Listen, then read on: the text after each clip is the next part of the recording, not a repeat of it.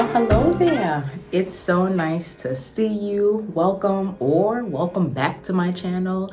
I'm so glad that you are here to join me on this talk that I think is very important that we have, right? I see that a lot of people probably are aware of this topic, but maybe never had a conversation about it, or maybe never even took steps to address it or fix it, if you will, right? For whatever reason that is, but I just definitely want to talk about it. And you know, if you're new here or not new here, and you happen to stumble upon this channel, please hit the subscribe button so you can get notifications as to when I upload a new video. And yeah, so let's just get into it. As you can tell by the title, we're going to be talking about friendshipping as adults. I've seen many, I don't know if it's memes or, you know, just reels or whatever it is on social media talking about like friendships as adults are hard, are difficult, are challenging, or whatever have you. And I guess I can understand why people may say that, right? Because it's kind of like that old saying, you know, the older you get, the more you're like stuck in your ways. But that depends on the person, right? Because some people, as they grow, they continue to learn and want to do better. So they actually do better, right? They actually apply the knowledge that they have to do better. And some people just don't want to be bothered, right? So I can understand why it is hard. And then, you know, a lot of us are bringing in our own traumas and, you know, experiences, and, you know, you may feel uncomfortable. Maybe we don't like confrontation. Maybe we're not effective communicators. So many factors, right? But, you know, I'm here to tell y'all that it can be done, and it doesn't have to be difficult, right? And it's so funny because it's like that saying, you know, treat others the way you want to be treated. But some of us don't even know how we want to be treated, or you may think that you should be treated a certain way just based off of your upbringing, and that's not really the way it needs to be, right? But one of the things that I was talking to one of my friends about, or a few friends honestly, is that, you know, I think it starts from young. I remember growing up, you know, I don't know if my mom had kind of like selective hearing you know, but I'd be on the phone with my friends, and you know, we would be talking about people, sometimes even within our friend group, but that person wasn't aware of it. And I, now thinking back, right, I don't necessarily think it was malicious. It was just because that's what we were used to, and or maybe we didn't know how to tell that friend, or maybe we felt uncomfortable or whatever. Because I noticed that whenever we would say something about the other friend, that other party that wasn't involved in the conversation, it was pretty much for their own good, but still we're still gossiping, we're still talking about other people. And so, you know, I'll be on the phone around my mom often, so I'm not necessarily sure, but I was talking to my friend, and I was just like, you know, it starts from there, and you know, we have to be involved in that. When you hear your children on the phone saying XYZ about somebody or whatever, you know, you have that right to have that conversation, have a sit down talk with them, and have that conversation and let them know what it is that you heard. Hey, let's talk about it. You know, that's not right. You should talk to that friend if you have a concern about that friend, right? So it has to be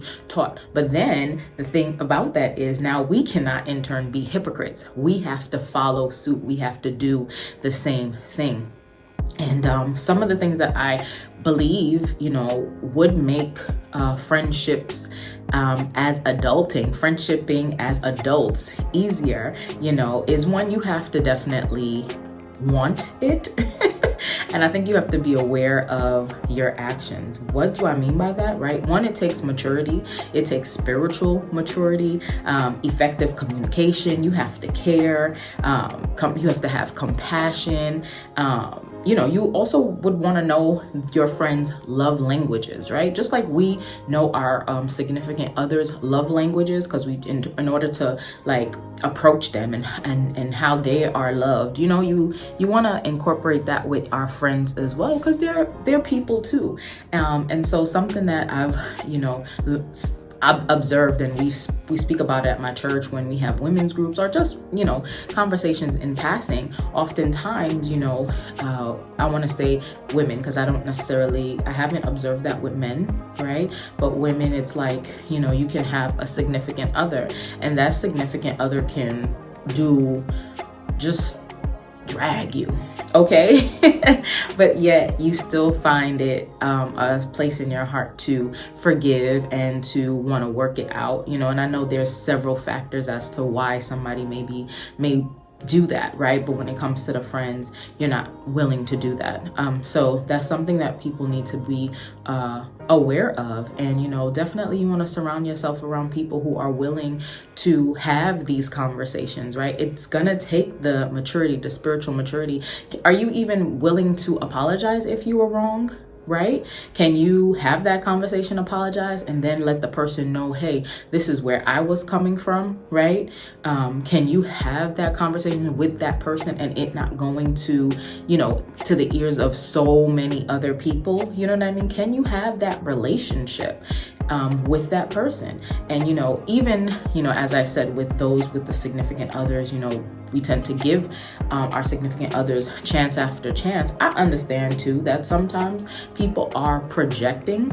And what do I mean by that? So it's kind of like the friend who is in that relationship and is giving their significant other chance after chance, even if that significant other is dragging them through the mud and just doing them dirty, they're inclined to now stick up to you, right? And be like, no, leave me alone. We're done here. I want to be a friend or whatever have you, not want to work it out. When in reality, they want to do that, or they want to do that to the significant other. It's kind of like they don't necessarily have the courage to do that to the person who's wronging them, if that makes sense. So it's like they're projecting on you, like, okay, no, we're done here. When meanwhile, they should be done with, most likely, they should be done with that significant other. But yeah, you know, I think that it definitely has to do with like your mindset. You know, you're going to be intentional about things. I have a really good friend that I was speaking to the other day, and she was just like, you know, I want to be intentional about like friendships, and, you know, please tell me if there's anything that I've done or whatever have you, you know, if I, you know, call me out on it, let's talk about it, because I really value our friendship. Oh my God. Tears. And I love that. And I was like, absolutely, I feel the same way. Like, and I'm so happy that I'm able to communicate with you about these things or anything in general, right? We can be honest. We can, of course, we got to say things in love, you know, and I know that, you know, because of our experiences, we tend to be like, oh, I'm turned off. Nope, I don't trust anybody and all that other stuff. And again, I think I've said it in one of my videos. It definitely can be a thing of that. You don't trust yourself.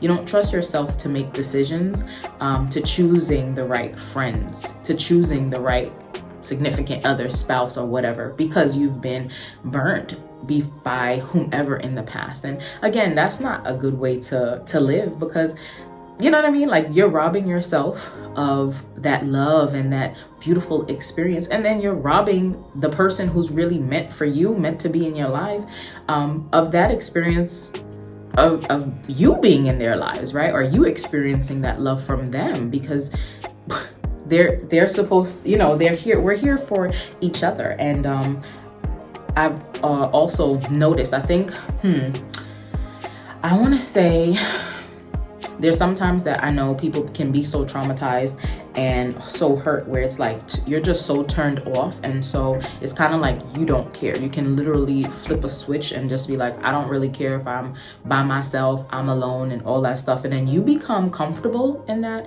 I just want to let you know that that's not good. No, that's definitely not the way to move, right? We're not here to be by ourselves. And when I speak about the spiritual maturity, you know, as we learn more about who Jesus is and him about love and relationships, he was all about relationships, right? And being relatable and all of those things. If we're supposed to be representing him, then we should also care about relationships, right? And so, you know, I definitely want to encourage you all in terms of, you know, your friendships as like in adulthood, right? It doesn't have to be so difficult. Choose what you want. First of all, you need to know what is a friend. Do we know what friends really are, what they mean? Are we calling people who are acquaintances, friends, associates, friends? You know what I mean? Define what that means to you. That's one. And then actually be intentional. Have conversations. It's gonna take some confronting, right? But that's okay, because for the most part, in any relationship, there will be some confronting, and you don't want to allow someone to kind of like just walk around aimlessly. If they're doing something wrong and you love them, right, you will correct them in love, right? You don't have to be nasty about anything and, you know, throw things in their faces. Oh, that was the previous video. If you didn't see that video, go watch it. About throwing things in people's faces. No, that's not how we do it. If you really love someone and you care about them, you will give them that constructive criticism. You're gonna show them, you know, different ways, and, you know, just have conversations. Get to know where they're coming from, right? Because you also want to understand, but you don't want to see that person like deteriorate, like be a detriment to their own self. No, not at all, because you love them. So is adulting is friendshipping as an adult difficult? I mean, possibly, but ultimately, I do believe it's about choice and our effort that we put in anything in life. Whatever it is that you want to go after, whether it's school, a job, you know, your physique, your body, right? You're going to be intentional about those things, right? You're going to take action steps in order to get the results that you want. So in a marriage, you want to do the same thing, but in a friendship, right? If this friend means that much to you, then you should be doing the same thing, right? And another thing that I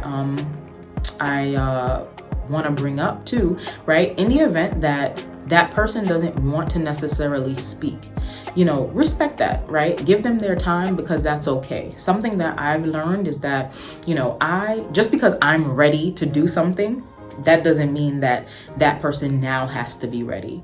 No, it doesn't work like that, right? But I think what you can do, especially if you care, extend that invitation and let them know your part, and that you understand that maybe they're not ready to speak. But guess what? When you are, if and when you're ready to speak, I'm here.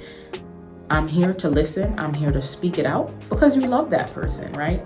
And you may or may not get a response that you want, or maybe you won't get a response, or maybe time will just, you know, allow things to just kind of like disperse. But as long as you did your part, right? Give that person that opportunity. You know, what's so funny is, and I've spoken about this too in my previous videos, where it's like closure, right? We know that we cannot get closure from people, or we shouldn't rely on people to give us closure, right? That closure just comes from God, or, you know, the peace within yourself, right? Because there's a lot of times too, you're not going to get closure from somebody, because you never know whether they relocate, y'all lose touch. What if the person passes away? I've mentioned that before. But if you're alive and well and that person is asking for a conversation, again, I believe that's where the compassion and the spiritual maturity comes into play. You know, give them that opportunity. What's going to happen if you give them that opportunity? You're going to talk to them and then you're going to die? No, you're not. I mean, at least not for that. You're not going to die for that, right? That's a good deed. I think you should give them that opportunity, right? It's not a big deal. Don't be either petty or wicked in that way to kind of like control someone's, or keep them in bondage as to like why you're no longer friends or speaking or whatever have you, right? Have the conversation, and with effective communication, allow the person to speak, and you can ask them what what I hear you can say, excuse me, what I hear you saying is, and after you say something, ask them, what do you hear me saying? So that you can clarify things, right? Because you'd be so surprised as to how things just get lost in the sauce, right? And it can also be lost in translation because our emotions are involved, right? So I can say something with honey and anything sugary and as sweet as ever, but if you're in a place where you're not ready to receive, it will come off, you're gonna hear it differently. So that's why the clarification is important, that whole effective communication portion, right? And so I just challenge you all. Friendshipping as adults, it's not difficult. Like I said before, define what friendship means to you, and then devise a plan. What do you want to see within your friendships, and then take the action steps, right? But remember, there has to be some type of maturity, spiritual maturity, effective communication, meekness. You have to be humble as well, right? And so one of the things that also came to mind before I forget is like when we come to that conclusion that, oh, I don't need anybody, right? I know that's coming from the trauma and the hurt and all that other stuff. Now we're operating in a spirit of pride. And that's a topic for another day. What does that mean, right? I can just give you a little snippet about that, but pride is like all about you, I. So now you are operating on your own and you think that I'm the one that did this. I'm making myself, I'm the one who, like, I don't need anybody because I got this on Smash. I could take care of, no. Now you're operating in a prideful spirit and you don't want to do that. Okay, so yeah, that's all I got. I definitely, was really thinking about this, and I've had several conversations, but it definitely it's gonna take time, but it all starts with a decision, right? And we have to be intentional and start to have these tough conversations with people. And lastly too, before I forget, I said that before, but we may sometimes believe that, what's the point? I'm not even going to say this to this person because they're not going to receive it. They're not going to understand.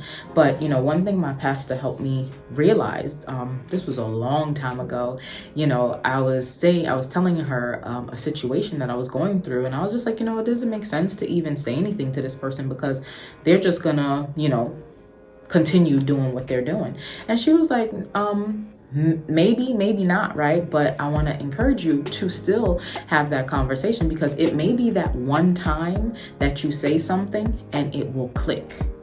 It will make sense to them. They will be able to receive it, right? And you could think that that's relatable. Has there ever been a time when your parents or somebody else was telling you, don't do this, I'm telling you this because I love you, I care for you, this, that, and the third, and you didn't understand it. But then as you got older, you're like, wow, now I see where my mom was coming from. Now I see where my dad was coming from, or my friend, you know what I mean? It's like you're planting a seed. So I encourage you all to really take that step because especially with all that's going on in the world, right? Love wins.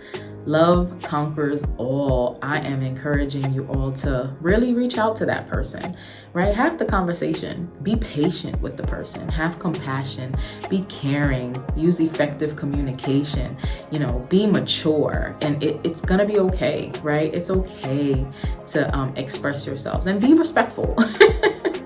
And y'all know about the whole time and tone, right? You're not going to want to speak to somebody when you obviously see that they're having a bad day, right? And you don't want to be like condescending, rude, like you did this, that. No.